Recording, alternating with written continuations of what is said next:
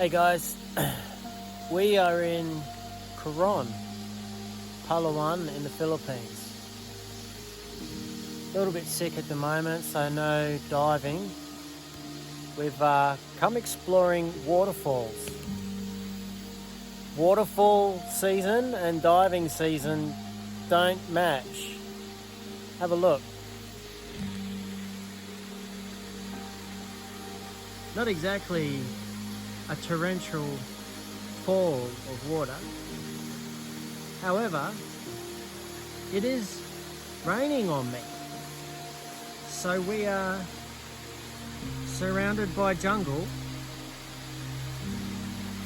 at a very small waterfall, which is normally pouring.